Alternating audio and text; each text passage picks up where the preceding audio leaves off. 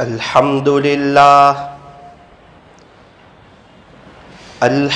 لله رب العالمين حمدا كثيرا طيبا مباركا فيه كما يحب ويرضى. أشهد أن لا إله إلا الله وحده لا شريك له في الخلق والأمر، وأشهد أن سيدنا وسندنا وحبيبنا وشفيعنا وخليلنا ومولانا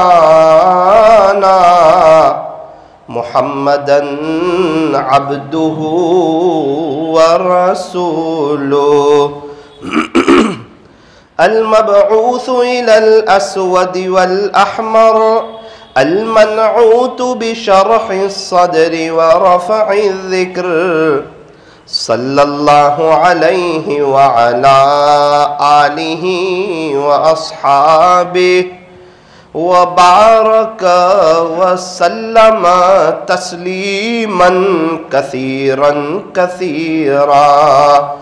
أما بعد فأعوذ بالله من الشيطان الرجيم. بسم الله الرحمن الرحيم.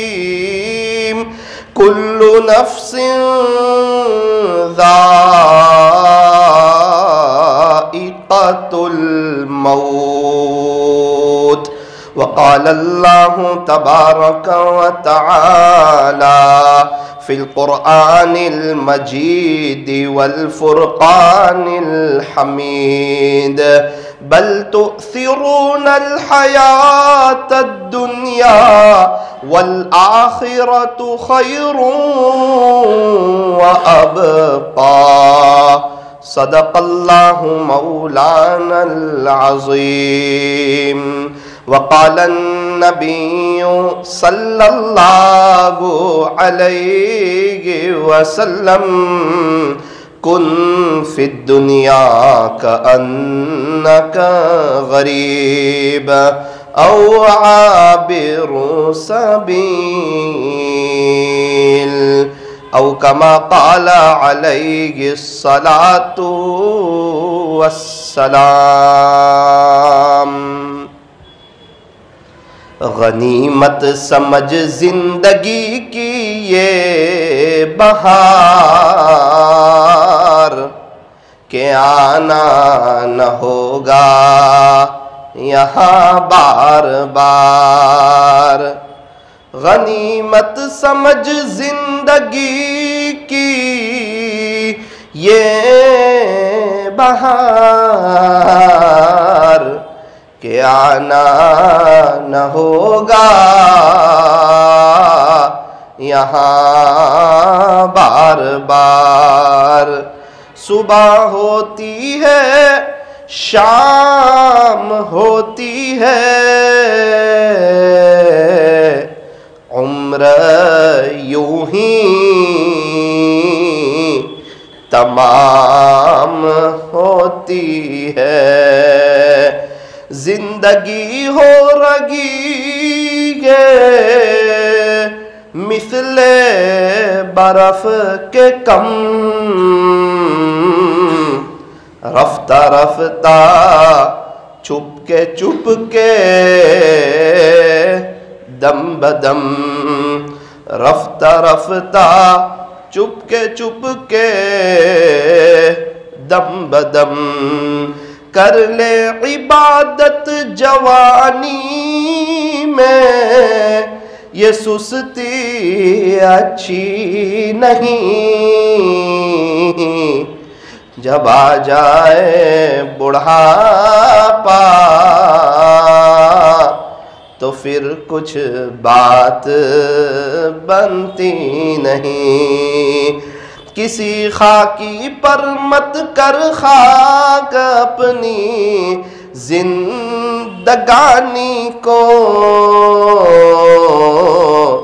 جوانی کر فدا اس پر جس نے دی جوانی کو، کر لے توبہ کر لے توبہ ابھی بھی وقت ہے، پھر یہ نہ کہنا کہ حساب بہت سخت ہے۔ محبت سے درود پاک پڑھ لیجئے۔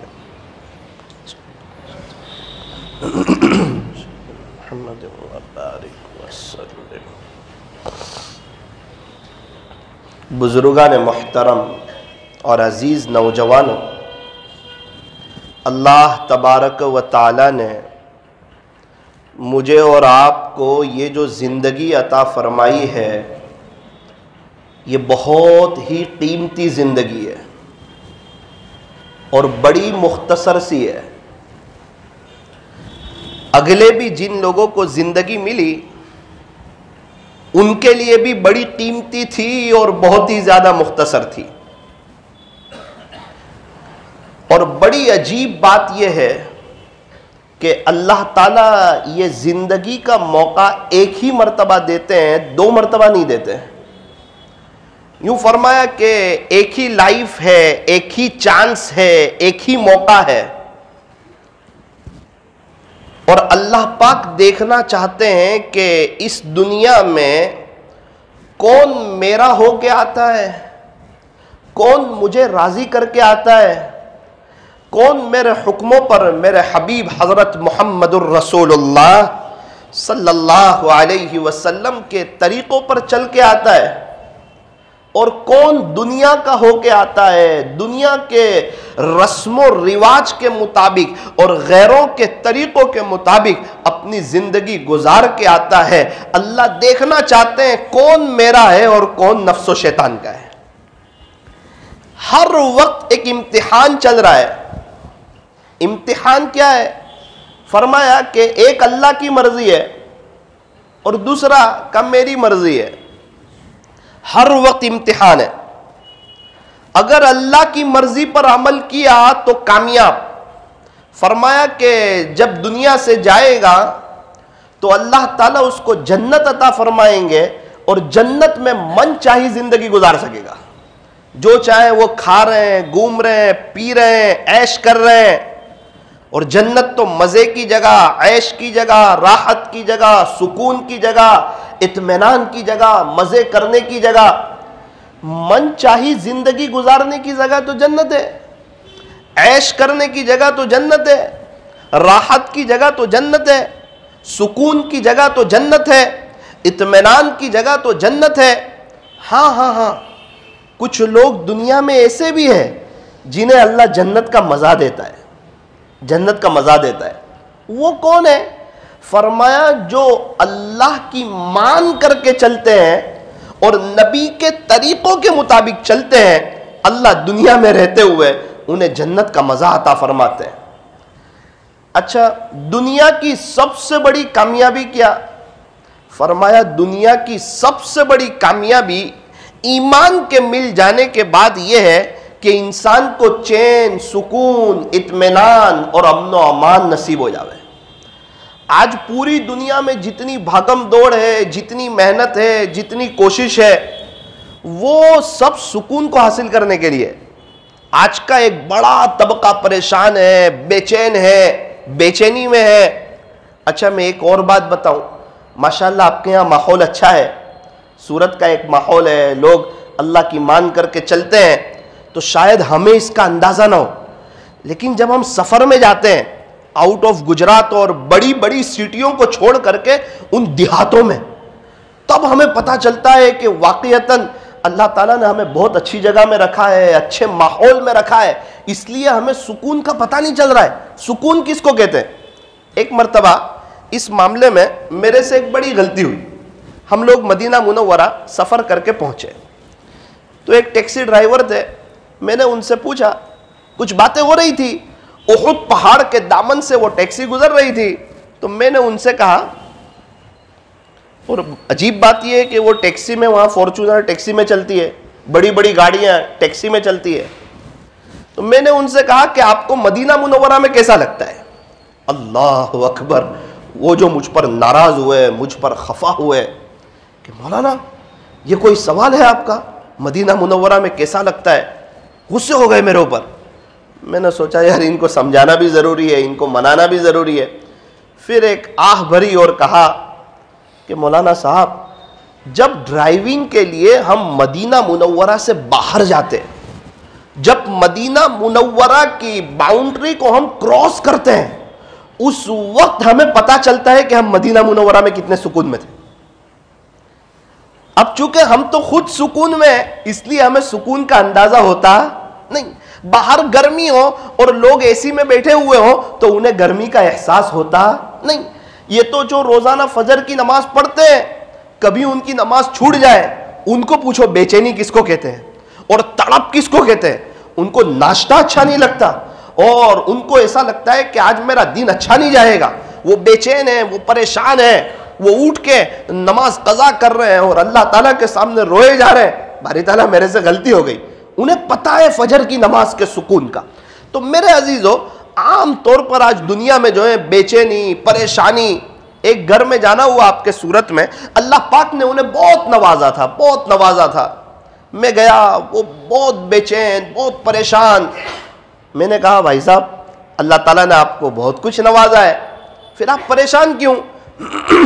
مجھے کہنے لگے مولانا اپنے پاس تو کچھ ہے ہی نہیں. میں نے بولا آپ کے پاس مرسیڈیز ہے، اتنا شاندار بنگلہ ہے، آپ کا شو روم ہے اور اتنا اچھا آپ کا بزنس چل رہا ہے. ارے مولانا آپ کو پتہ نہیں ہے، فلاں پارٹی ہے نا وہ 200 کروڑ کی مالک ہے، اور وہ فلاں کو آپ جانتے ہیں وہ 500 کروڑ کی مالک ہے، اور فلاں کو آپ جانتے ہیں وہ 1000 کروڑ کی مالک. میں نے کہا یہ بندہ کبھی بھی سکون سے رہ سکتا؟ کروڑوں کے بنگلے میں ہے اور بے چین ہے. وجہ معلوم کی تو نماز نہیں پڑھ رہے. میں نے کسی طریقے سے ان سے کہلوایا کہ بھائی نماز پڑھو، نماز پڑھنی چاہیے، ہم مسلمان ہیں. تو شیطان نے ان کو کیسی پٹی گھمائی، انہوں نے یہ جواب دیا کہ یوں کہہ دینا کہ ہم لوگ تو سخی ہیں، غریبوں کی مدد کرتے ہیں، اور سخی آدمی کو اللہ جنت دے گا، تو ہم تو سخی ہیں، اب ہم تو جنت میں جانے ہی والے ہیں. تو میں نے ان کو یہ جواب کہلوایا کہ ہمارے نبی بھی سخی تھے، صحابہ بھی سخی تھے، ہمارے نبی سے بڑھ کے کوئی سخی ہو نہیں سکتا. اللہ اکبر، شیطان بھی بڑا چالاک ہے. یہ دنیا جو ہے نا بظاہر خوبصورت ہے، سرسبز و شاداب ہے، یہ ہر ایک کے اوپر جو ہے نا جادو کر دیتی ہے. یہ دنیا ہر ایک کے اوپر جادو کر دیتی ہے. جادو کا کیا مطلب؟ یہ دنیا ہر ایک کو اپنا گرویدہ بنا لیتی ہے. ہر ایک شخص کی سوچ دنیا دنیا دنیا دنیا دنیا یہ ہوتی ہے. تو میرے عزیزو، ساری بات کا خلاصہ یہ ہے کہ ذرا بات آپ دھیان سے سننا. ہمیں ایک پوائنٹ پر آنا ہے اور ہمیں ایک بات سمجھنی ہے کہ سکون ہمیں کیسے ملے گا، سکون کہاں ملے گا، ہم کیا کریں گے تو ہمیں سکون نصیب ہوگا، اور قرآن شریف اس بارے میں کیا کہہ رہا ہے سکون کے بارے میں، اور ہمارے نبی سکون کے بارے میں کیا کہہ رہے ہیں، اور اللہ والوں کی زندگی سکون کے بارے میں کیا کہہ رہی ہے.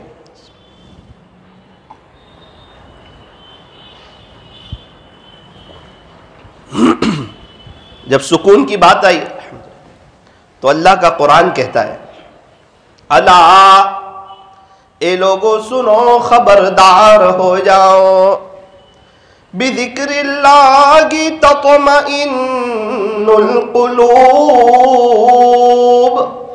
کہ اللہ کے ذکر ہی سے دلوں کو اطمینان ہوتا ہے. صاف بات بتا دی. اگر سکون چاہتے ہیں تو پیسے سے نہیں، گھر سے نہیں، بنگلے سے نہیں، کاروبار سے نہیں، اچھے گھر سے نہیں، بچوں کے انگلش پڑھ لینے سے نہیں، بچوں کے ڈاکٹر، انجینئر، وکیل اور پروفیسر بن جانے سے نہیں، عہدہ مل جانے سے نہیں. سکون چاہتے ہو تو کیا کرنا پڑے گا؟ فرمایا اللہ کا ذکر کرنا پڑے گا. اچھا یہ کون کہہ رہا ہے؟ دیکھو، جس نے جو مشینری بنائی ہو نا، اس کو پتا ہوتا ہے یہ مشین چلے گا کیسے.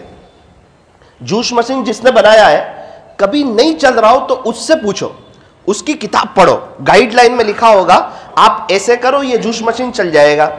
سیمسنگ کا موبائل ہو تو ان سے پوچھو، چائنا کا ہو تو ان سے پوچھو. فرمایا کہ i20 اگر کسی کے پاس گاڑی ہے تو وہ ان سے پوچھے، ہونڈائی کی گاڑی ہے تو وہ ان سے پوچھے.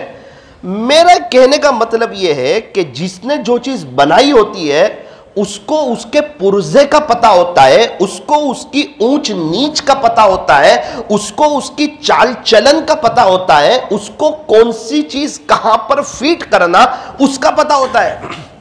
اب یہ جسم جو ہے یہ تو اللہ نے بنایا ہے، اور کیا اپنی قدرت سے بنایا، اللہ اکبر کبیرہ. دنیا والوں کو جب کوئی اچھی چیز بنانی ہوتی ہے تو مٹیریل اچھا استعمال کرتے ہیں. پتہ ہے کہ اچھا مٹیریل ہوگا تو اچھی چیز بنے گی.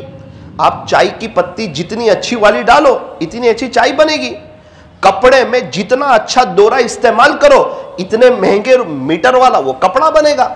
تو جتنی اچھی چیز ہوگی اتنی کوالٹی اچھی بنے گی. واہ رے میرے اللہ کی شان تو دیکھیں، میرے اللہ کی طاقت تو دیکھیں، میرے اللہ کی قدرت تو دیکھیں.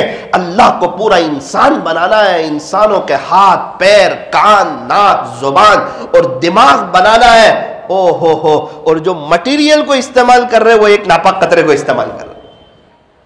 بتا رہے کہ انسان ایک تو ہلکی پھلکی تیرا اختیار ہے کہ تو اچھی چیز استعمال کرے گا تو جو ہے کپڑا اچھا بنے گا، اچھی چیز استعمال کرے گا، چائے اچھی بنے گی. اور تو میری قدرت دیکھ، مجھے پورا حضرت انسان کو تیار کرنا ہے جو اشرف المخلوقات ہے، اور دیکھ تو صحیح میں مٹیریل میں کیا استعمال کر رہا ہوں. تو میری اور آپ کی ابتدا ایک ناپاک قطرہ ہے اور انتہا فرمایا کہ مٹی. ہم تو ختم ہو جائیں گے. پھر تو کہا پھر حقیقت کی آنکھیں کھلے گی. ابھی دنیا کی جو زندگی چل رہی ہے فرمایا اس میں بھی ہم فخر نہیں کر سکتے. ہم تو اپنے پیٹ میں گندگی لیے گھوم رہے، ہم تو کچھ نہیں. ہم کیا؟ تو کہا ہم کچھ نہیں، ہم سے کچھ نہیں، اللہ سب کچھ اور اللہ ہی سے سب کچھ. لا الہ الا اللہ، کسی سے کچھ نہیں ہوتا. یہ کہنا بہت آسان ہے، میرے سے بھی کچھ نہیں ہوتا، یہ کہنا محنت کی چیز ہے. تصوف یہی چاہ رہا ہے، ہمیں یہی سمجھایا جا رہا ہے کہ یہ کہو کہ میرے اپنے سے بھی کچھ نہیں ہوتا. ارے مولانا صاحب میں کمانے جاتا ہوں تو میری بیوی کھاتی ہے. ارے یوں مت کہ دنیا میں کتنی عورتیں بیوہ ہیں انہیں بھی اللہ کھلاتا ہے. مولانا میں کمانے جاتا ہوں تو میرے بچے کھاتے ہیں ورنہ گھر کا نظام چل نہیں سکتا. نا شرکیہ جملے نہ بول. دنیا میں کتنے بچے یتیم ہیں اللہ انہیں بھی کھلاتا ہے. کتنوں کے جنازے اڑ گئے اور ان کا گھر جو ہے وہ شاندار طریقے پر چل رہا ہے. اور لاک ڈاؤن میں اللہ نے پوری دنیا کے لوگوں کو کھلا کر کے بتایا کہ دیکھو دیکھو کھلانے والی ذات میری ہے.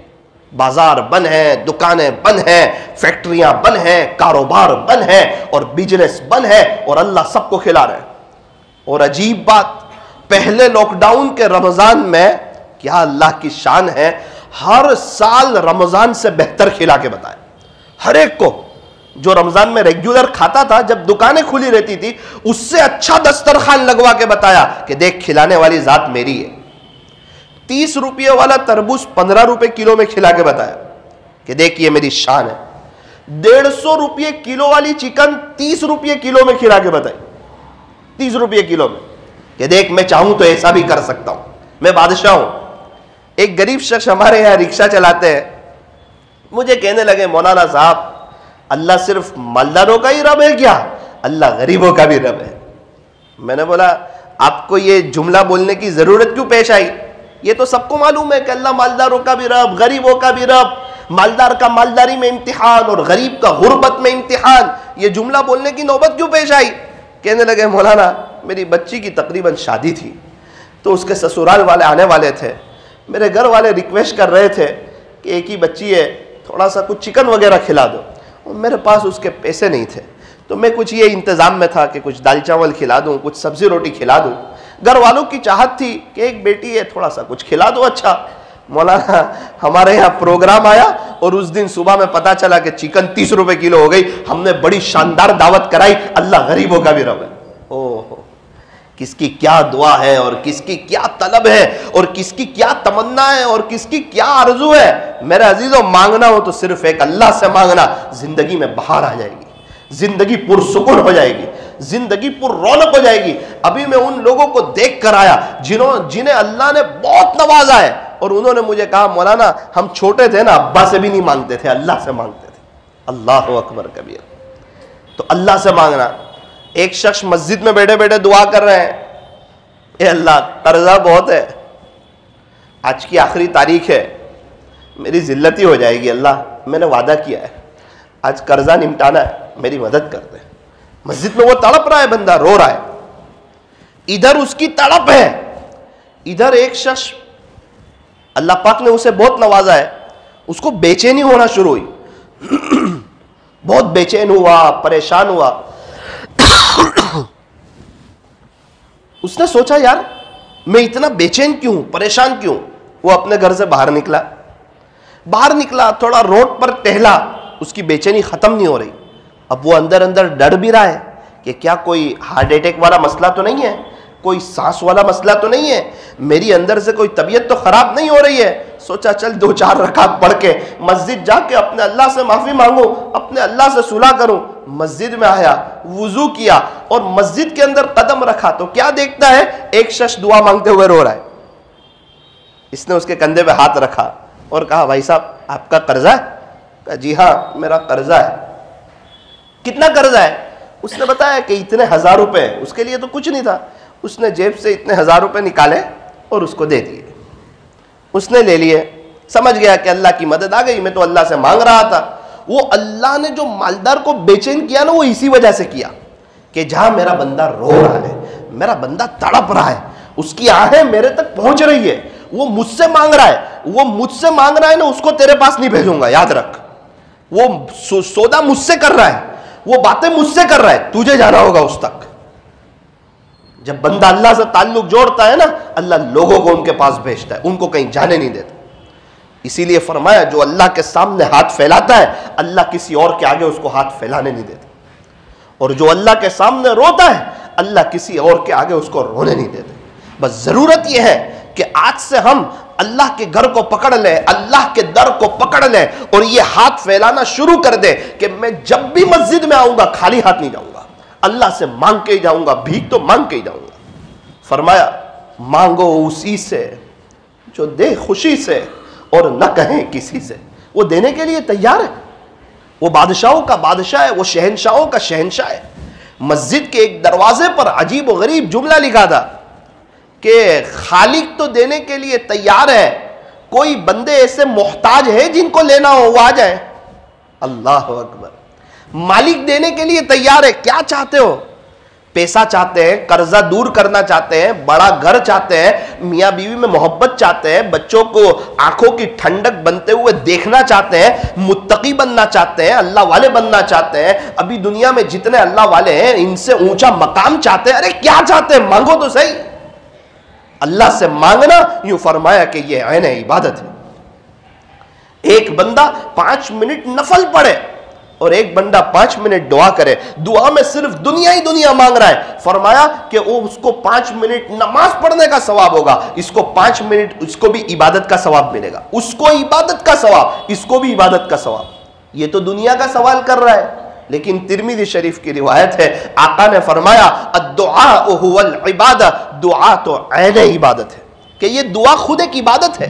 اللہ سے مانگنا, ہم مانگتے ہوئے اچھے لگتے ہیں اور اللہ پاک ہمیں دیتے ہوئے اچھے لگتے ہیں. اور عجیب معاملہ ہے, دنیا والوں سے مانگو تو دنیا والے ناراض, اور اللہ سے نہ مانگو تو اللہ ناراض. ارے کیا ہو گیا, مجھ سے مانگتا نہیں. یوں فرمایا کہ ٹوٹے رشتے وہ جوڑ دیتا ہے, بات رب پہ جو چھوڑ دیتا ہے, اس رب کے لطف و کرم کے کیا کیا کہنے, لاکھ مانگو تو کروڑ دیتا ہے. اللہ دینے کے لیے تیار ہے, ہمارے مسائل کو حل کرنے کے لیے تیار ہے. یاد رکھنا, یہ واحد ایک عمل آپ کو بتا رہا ہوں, ہاتھ اٹھانا, مستقبل روشن ہو جائے گا, زندگی میں بہاریں آ جائے گی, قدم قدم پر نصرت دیکھو گے, اللہ کی مدد دیکھو گے, اللہ کی رہبری دیکھو گے, دنیا میں رہتے ہوئے چین, سکون, اطمینان اور امن و امان دیکھو گے, اور دنیا میں رہتے ہوئے جنت کا مزہ حاصل ہوگا اگر یہ بزنس کرنا شروع کر دو.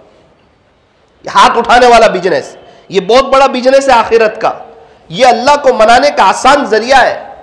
اپنی فائلیں اور اپنی باتیں اور اپنے مسائل اور اپنی چاہتیں اور اپنی دل کی تمنائیں اور دل کی باتیں اللہ کے سامنے رکھنا، یہ ہمارے لیے عین سعادت کی بات ہے۔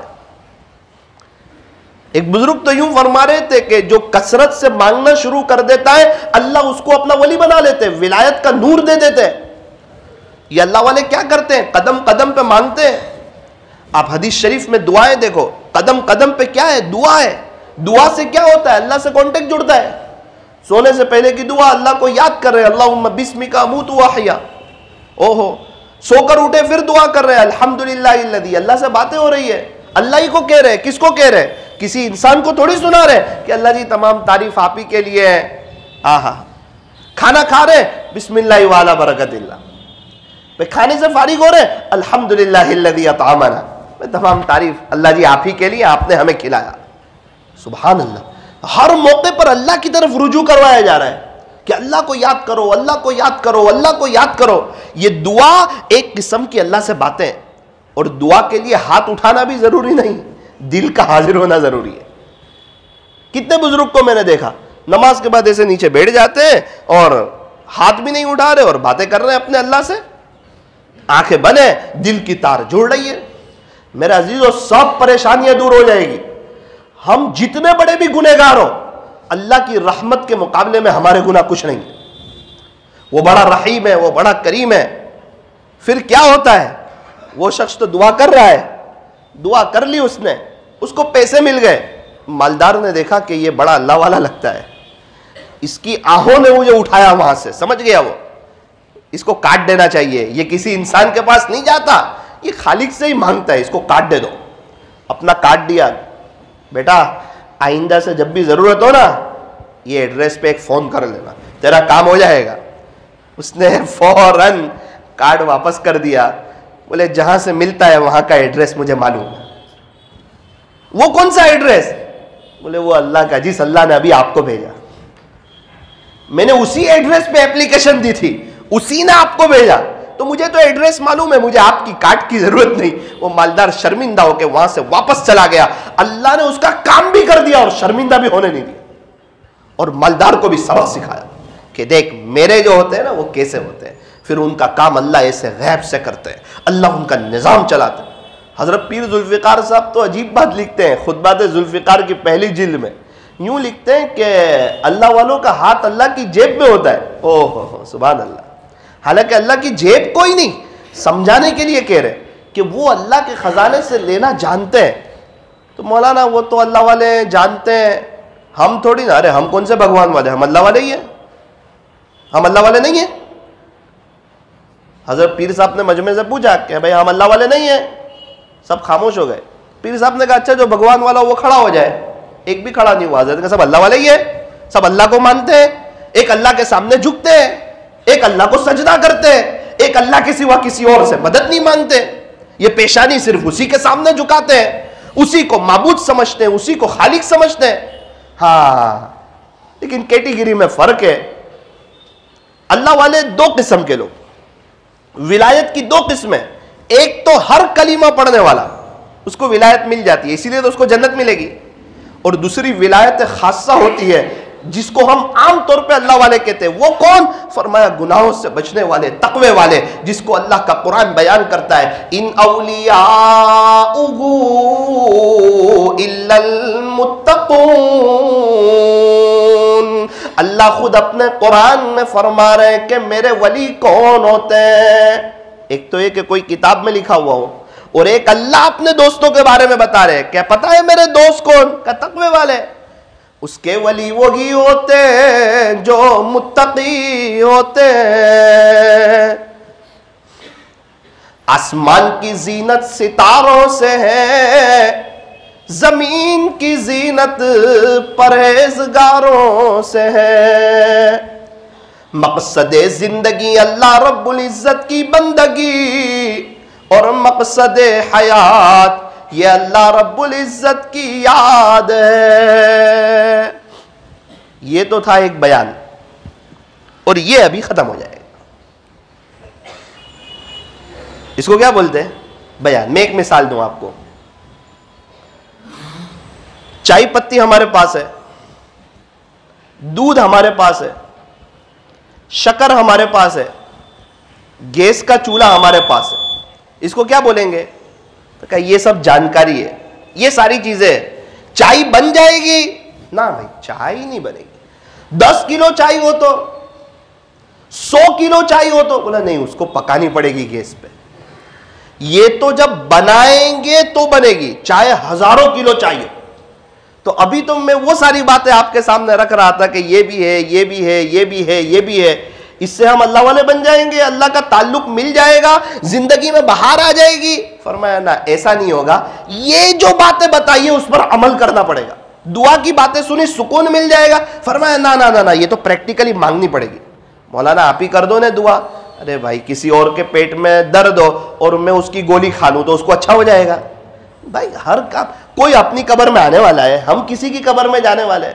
کچھ چیزیں ایسی ہوتی ہیں جو انسان کو پریکٹیکلی کرنی پڑتی ہے, اور یہ ایک ہی زندگی ختم ہو جائے گی. میں اور آپ دنیا سے چلے جائیں گے جس طرح صحابہ چلے گئے, تابعین چلے گئے, تبع تابعین چلے گئے, ہمارے پردادا چلے گئے. دنیا بنی ہے جب سے لاکھوں کروڑوں آئے, باقی رہا نہ کوئی مٹی میں سب سمائے.